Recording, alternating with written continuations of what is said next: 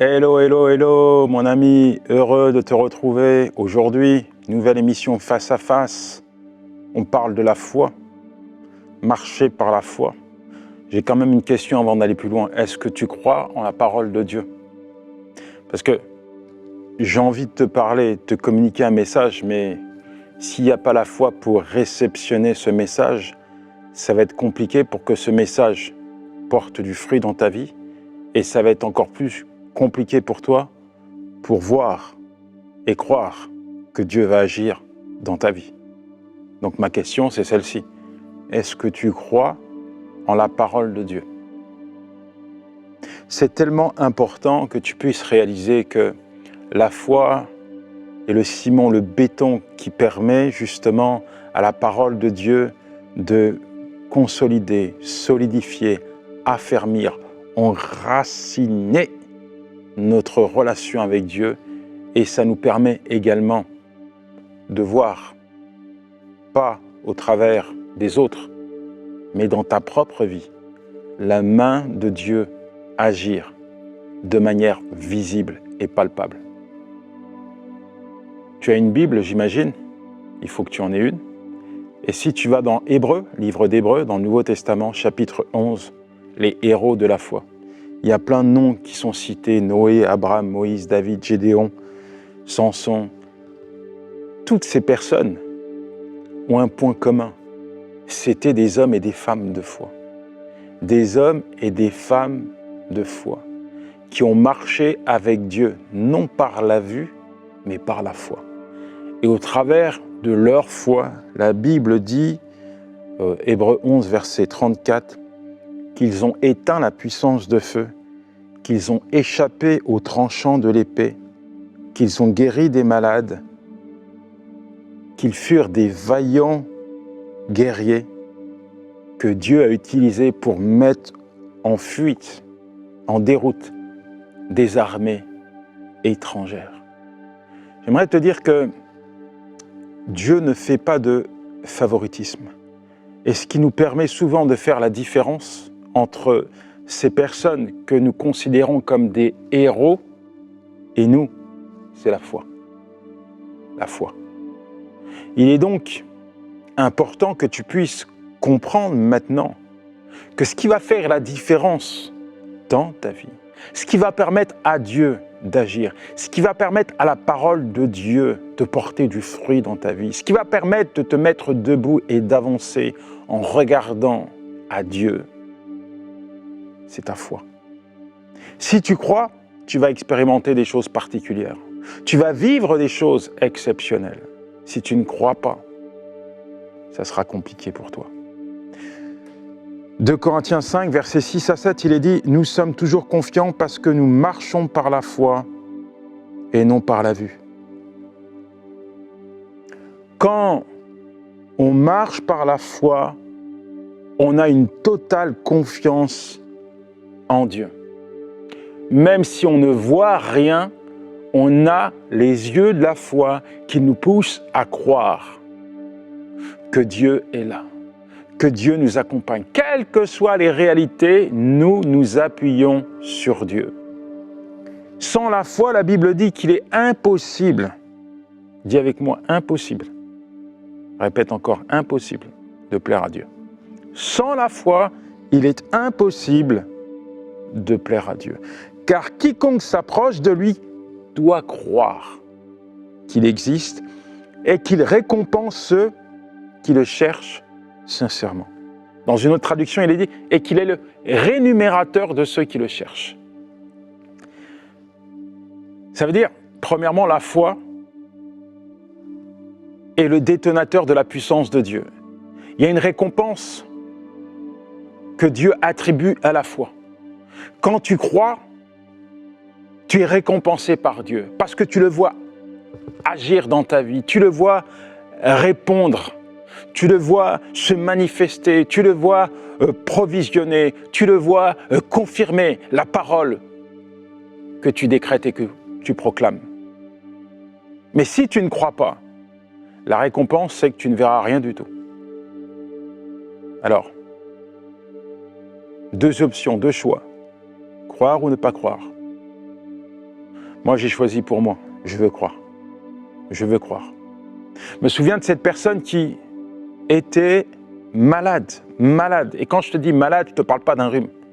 Malade, attaqué sévèrement dans sa santé. De mes yeux, j'ai vu cette personne danser, sauter et louer Dieu au milieu de l'épreuve.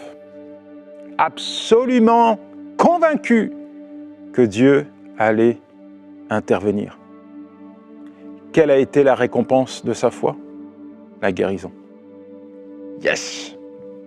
La guérison. Voilà la récompense. Voilà la rétribution que Dieu a accordée à cette personne. On pourrait arrêter le message là. Parce que, en fait, à partir du moment où tu crois, tu vois la gloire de Dieu. À partir du moment où tu lis la parole et tu crois que tout ce que Dieu dit, il est capable de l'accomplir, qu'est-ce que j'ai de plus à ajouter? Tu as juste à saisir, tu as juste à t'emparer, tu as juste à proclamer, à confesser haut et fort la parole de Dieu. Et tu verras Dieu répondre. Tu verras Dieu te récompenser. Tu verras Dieu agir tangiblement, de manière palpable dans ta vie. Seigneur, merci pour ton enfant qui est là en train d'entendre ta voix. Merci parce que tu connais l'état de son cœur et je prie pour que son cœur puisse être imprégné de foi. Tu as dit, Seigneur, que si vous avez de la foi comme un petit grain de moutarde, cette foi vous permettra de déplacer des montagnes, de vivre des choses incroyables, inimaginables. Seigneur, je prie pour que ta parole puisse trouver la foi dans le cœur de ton enfant et qu'au travers, Seigneur, de cette parole, il puisse expérimenter quelque chose de particulier dans sa vie. Amen. Mon premier point, marcher par la foi, c'est croire quand je ne vois pas.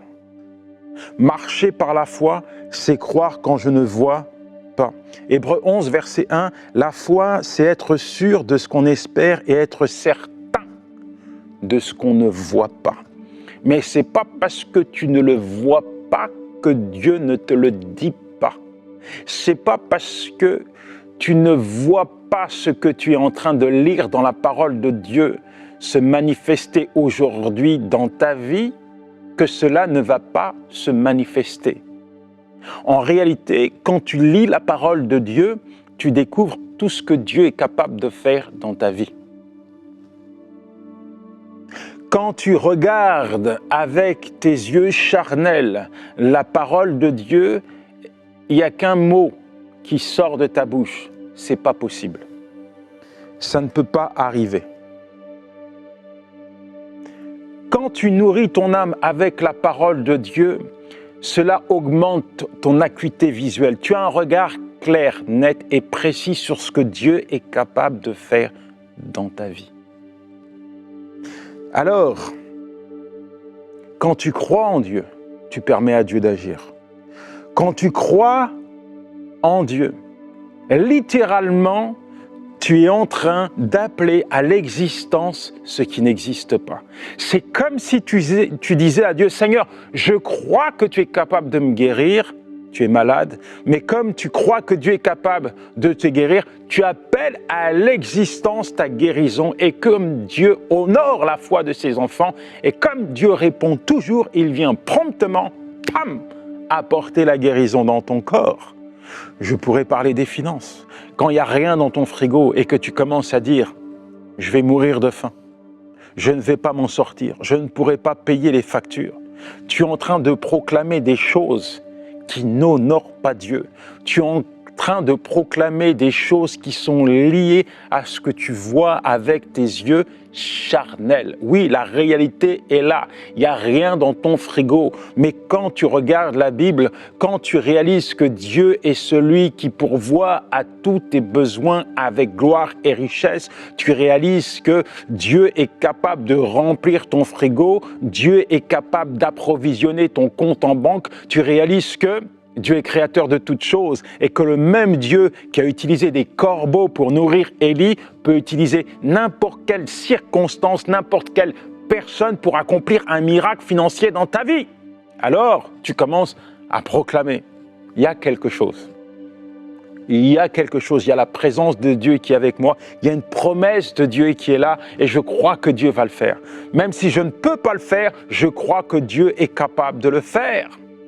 Proclame de bonnes choses, proclame la parole de Dieu au lieu de proclamer tes doutes et tes peurs et tes craintes et tes inquiétudes. Proclame la parole de Dieu, crois en cette parole, serre-la dans ton cœur et proclame et tu verras Dieu se manifester. Je me souviens il y a quelque temps, j'étais pas bien, j'avais très mal au ventre, je vais aux urgences et on me passe une radio, je reviens, on me fait des analyses sanguines et le médecin arrive et il a l'air un petit peu abattu. Il me dit les résultats sont pas bons, etc., etc. Est-ce que vous pouvez revenir demain faire un scanner? Je lui dis un scanner? Mais pourquoi? Il me dit non, mais les résultats sont vraiment catastrophique. Il pensait que j'étais malade, qu'il y avait un organe qui était touché. Alors je lui dis, mais pourquoi revenir demain? Je peux le faire tout de suite, votre scanner. En fait, ce qu'il ne savait pas, c'est que moi j'avais la paix, confiance totale en Dieu. Et il me dit, bon, il est tard, il est 22h30, je vais voir si le scanner est ouvert. Donc il va, il appelle, puis l'infirmière vient et on m'amène au scanner. Donc à partir de là, je m'allonge, je passe là dans la machine et tout, on me fait mon scanner, on me dit on va vous scanner de la tête jusqu'aux pieds, etc. Et puis après l'examen, je suis toujours allongé, je vais pour me lever et puis l'infirmière me dit non, non, non, non, non, non, ne bougez pas. Elle revient avec une chaise roulante. Une chaise roulante? Madame, je suis arrivé sur mes deux jambes, je veux repartir sur mes deux jambes. Non, non, non, non, vous ne devez pas marcher. Asseyez-vous. Bah, ok, je vais m'asseoir, mais laissez-moi m'habiller. Non, non, non, non, il ne faut pas vous habiller, parce que peut-être que vous allez rester ici. Mais qu'est-ce que vous êtes en train de me dire? En fait, ils sont en train, littéralement, ils essaient en tout cas de me plonger dans l'effroi, dans l'inquiétude. Qu'est-ce qu'il y a? Il y a des résultats, ils ne sont pas bons, etc. Donc, elle me met dans un box, et là, je suis allongé, mais moi, je suis serein. J'ai la paix de Dieu dans mon cœur. Il n'y a pas de problème. Ok, les résultats sont mauvais, ok, je suis là, j'ai mal au ventre, mais j'ai la paix dans mon cœur. Une demi-heure, une heure passe, le médecin, il essaye d'appeler le docteur, radiologue, etc. pour avoir le résultat. On est en train de regarder, et au bout de 1h30, donc le radiologue appelle, lui dit, voilà, on a regardé le scanner, etc., il peut rentrer chez lui. Et j'entends le médecin qui est dans son bureau, quoi? Mais vous n'avez rien trouvé? Et l'autre médecin qui dit, il peut rentrer chez lui. Mais vous êtes sûr? Vous êtes sûr qu'il peut rentrer chez lui? Ok. Et il vient me voir. Moi, je l'attendais sereinement. Il me dit, monsieur, rentrez chez vous. Je vous dis ça parce que il y a des moments dans la vie où, finalement, on a besoin de faire confiance à Dieu. Et si on ne fait pas confiance à Dieu, on passe à côté de quelque chose. Et quand tu ne fais pas confiance à Dieu, tu peux vivre des situations qui vont prendre une telle teneur dans ta vie, ça va t'étouffer, ça va aspirer ta joie, ta paix, ton bonheur, ta foi. Parce que ça ouvre la porte à tout un tas de craintes, de doutes, de suspicions. Mais quand tu es positionné dans la foi, il y a la paix dans ton cœur. Quand tu es positionné dans la foi, quand tu fais confiance à Dieu, tu n'as rien à craindre. Tu m'entends? Tu n'as rien à craindre parce que tu sais que ta vie est dans la main du Tout-Puissant. Il n'y a rien qui peut t'arriver parce que tu sais qu'il n'y a rien sur la terre et dans les cieux qui peut t'arracher de la main de ton Dieu. Tu as la paix dans ton cœur parce que tu sais que la parole de Dieu renferme une multitude de promesses qui sont liées à chaque étape, chaque situation, chaque circonstance que tu vas traverser dans ta vie. Je fais confiance à Dieu. Là où tu es, tu peux le répéter. Je décide de faire confiance à Dieu. Dis-le encore. Je décide de faire confiance à Dieu. Toi qui es malade, au nom de Jésus, décide de faire confiance à Dieu. Proclame la guérison, je suis guéri. Dis-le encore, je suis guéri. Toi qui es dans le besoin, dis-le encore, crie-le haut et fort. Il faut même que le diable l'entende. Dieu pourvoira à tous mes besoins avec gloire et richesse. C'est peut-être compliqué dans ton foyer, il est en train de s'écrouler. Crie-le, confesse-le. Moi et ma famille, nous servirons l'Éternel. Moi et ma famille, nous appartenons à Dieu. Proclame la bonne parole de Dieu et serre-la dans ton cœur. La foi en Dieu, mon deuxième point, c'est obéir à Dieu. Obéir. C'est par la foi, Hébreux 11, verset 7, que Noé a obéi à Dieu, divinement averti des choses qu'on ne voyait pas encore, et saisi d'une crainte respectueuse, construisit une arche pour sauver sa famille. Dans Genèse 6, on voit Dieu construire une arche, on voit Noé construire une arche. Mais je n'étais pas né à l'époque, mais je ne pense pas qu'il y avait eu un déluge encore. Pourtant, Noé a décidé d'obéir à Dieu. Il savait que Dieu allait faire ce qu'il avait dit. Alors, il a construit une arche pour être préservé, lui et sa famille. Et effectivement, la parole de Dieu s'est accomplie puisqu'il y a eu le déluge. Parfois, Dieu nous demande de croire. Et quand tu crois en Dieu, par rapport les gens qui t'entourent peuvent te prendre. Ils peuvent dire, mais qu'est-ce qui lui arrive à celui-là? Qu'est-ce qu'il est en train de faire? Mais c'est quoi cette attitude, cette posture? Qu'est-ce qu'il y a? Il est différent de nous. Tu n'es pas différent des autres. La seule différence entre toi et les autres, c'est Dieu. C'est Dieu. Et croire en Dieu, parfois, c'est prendre des risques. Mais tu ne prends jamais de risques en vain et pour rien lorsque tu décides de faire confiance à Dieu. Au contraire, c'est une bonne opportunité pour toi pour agir. C'est une bonne opportunité pour toi pour voir Dieu intervenir de manière incroyable dans ta vie. Et alors, c'est les gens qui te qualifiaient de fou, qui sont confondus et finalement, ils reconnaissent ta sagesse. En parlant de ça, tu sais qu'on est en pleine campagne. Pour le centre MCI, il y a tellement de besoins qui sont là, qui sont présents. Il y a une campagne, les 5000 semeurs. 5000 semeurs. C'est quelque chose d'incroyable. On vit des choses, on vit des temps. On est dans une saison incroyable à EMCI et on a besoin de toi. On a besoin, peut-être, là, il y a quelque chose dans ta main, il y a une semence dans ton cœur. Tu veux financer l'œuvre EMCI, mais il y a comme de la crainte. Puis il y a le diable qui est en train de te dire, ne le fais pas, ne sème pas cet argent, ne contribue pas, ne deviens pas un semeur. Le diable est là, il te ment, il pousse tes yeux sur tout ce qui va pas dans ta vie, sur tous ton compte en banque, tes enfants, la voiture qui a bossé, qu'il faut changer. En fait, sur tous tes besoins. Juste pour te laisser croire que faut pas obéir. Faut pas relever avec toute l'équipe ce défi qui se présente à toi. Pourtant, il y a la voix de Dieu qui se fait entendre, qui te dit sème. Sème et fais-moi confiance. Sème et fais-moi confiance. Quand tu décides de semer, quand tu décides de poser un acte de foi, peut-être que les gens qui t'entourent vont te dire « Hey, garde ton argent parce que tu en as besoin. Regarde le toit de ta maison, il y a un trou. Garde ton argent pour changer ta voiture. Garde ton argent pour payer tes crédits. » Mais Dieu te dit « Sème et tu verras. » Que vas-tu faire? Est-ce que tu crois ou est-ce que tu doutes en sa parole? Moi, je veux croire. Je veux croire. Parce que finalement, tu sais, quand tu décides de poser un acte de foi, tu fais ta part. Et tu peux t'attendre à une chose, c'est celle-ci. Dieu va faire sa part. Dieu va faire sa part. Quand tu fais ta part, quand tu obéis à Dieu, tu peux t'attendre à lui. Il fera sa part. Il fera même au-delà. Tu m'entends? Au-delà. Oui, Dieu va faire au-delà. Dieu va faire au-delà de tout ce que tu imagines, de tout ce que tu espères. Toi, tu voulais simplement changer un petit quelque chose. Dieu va te donner une bénédiction sans mesure. Tout ça pour te dire, parfois il faut faire table rase. Je ne veux plus écouter les voix toxiques. Je vais écouter ta voix, Seigneur.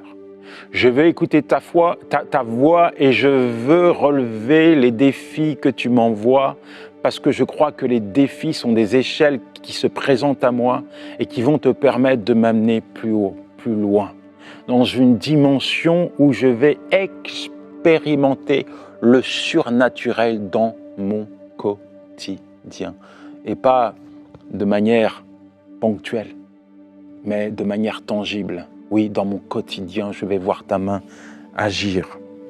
La foi, c'est persévérer, c'est mon troisième point. Il est dit dans Hébreux 11, verset 27, « C'est par la foi qu'il quitta l'Égypte sans être effrayé de la colère du roi, car il se montra ferme comme voyant celui qui est invisible. » Moïse, par la foi, il a emmené le peuple d'Égypte. Il s'est montré ferme. Pharaon était en colère. Il n'était pas content. Mais Moïse n'était pas effrayé parce que Moïse avait les yeux fixés sur Dieu. Moïse avait placé sa foi en Dieu et il a obéi à Dieu. Tu sais, Dieu te demande de regarder à lui. Aujourd'hui, tu es peut-être dans une saison où il n'y a rien qui fonctionne. Tu es peut-être dans un désert. C'est le chaos autour de toi. Et puis, il y a la parole de Dieu qui est là. Et tu vois, la parole de Dieu, tu la lis, mais tu n'arrives pas à la saisir.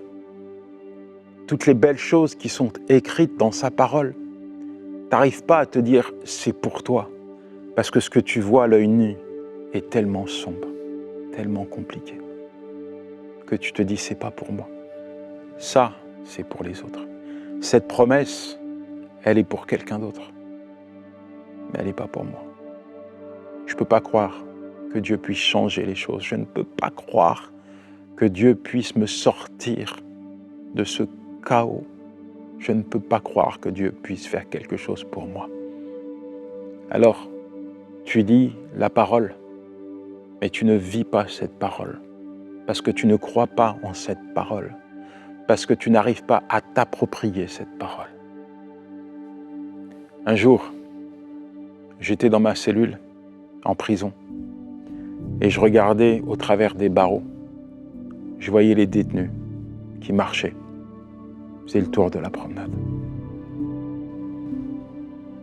Ce jour-là, au lieu de regarder la cour de la promenade, j'ai regardé le ciel, j'ai regardé Dieu. Et j'ai dit, Seigneur, moi, je suis arrivé à la somme de tous mes choix. Je n'ai pas la force d'aller plus loin. Je n'ai pas les capacités de m'améliorer. Mais je pense à mes enfants, je pense à ma femme. Il y a une chose que je sais, c'est que mon avenir n'est pas dans cette prison. Alors j'ai dit, Seigneur, il y a tellement de promesses dans ta parole. Avec ma petite foi, je veux m'emparer de ces promesses. Fais de moi un père, fais de moi un mari, fais de moi un homme libre. Change ma vie. Et tu sais ce qui s'est passé? Ces petites prières, imprégnées d'une petite foi, ont permis à Dieu d'accomplir un grand miracle dans ma vie. Seigneur, je veux prier pour ton enfant. Je te demande, là maintenant, de venir poser ta main sur son cœur. Empare-toi de son zeste de foi et apporte un grand miracle dans sa vie. Apporte un grand miracle dans sa vie. Je sais que tu vas le faire, parce que tu l'as fait pour moi, tu l'as fait pour tant d'autres. Quelle que soit ce qu'il souhaite, ce qu'il veut, quelles que soient ses attentes. Je te demande de faire un grand miracle dans sa vie. Seigneur, merci, parce que tu viens au cœur même de nos réalités, parler à notre cœur. Seigneur, merci, parce qu'en ce jour, tu focalises toute l'attention de ton enfant sur ta présence. Tu viens ratifier tes promesses, ta parole. Tu viens soutenir, encourager, booster sa foi. Tu viens renouveler ses forces et affermir ses pas. Permets, Seigneur, que ta volonté s'accomplisse dans sa vie. Permets qu'il puisse vivre pleinement, Seigneur, toutes tes promesses dans sa vie, dans le nom de Jésus. Amen, amen et amen. Garde dans ton cœur le bon dépôt de Dieu, mon ami. Allez, ciao. Grâce au Studio B, on va pouvoir tourner Paroles de Femmes juste à côté et en même temps, on pourra aussi tourner une émission ici même. C'est vraiment génial, Annabelle. Imaginez-vous, on va pouvoir doubler en productivité et on va pouvoir produire plus de contenu pour la francophonie. Alors si vous voulez aider EMCI à avoir plus d'impact, vous pouvez rejoindre les 5000 semeurs. Semons dès maintenant pour vivre une grande moisson à travers les projets du centre EMCI. Pour faire votre don, rendez-vous sur emcitv.com/5000. Vous pouvez donner en une seule fois ou en plusieurs mensualités.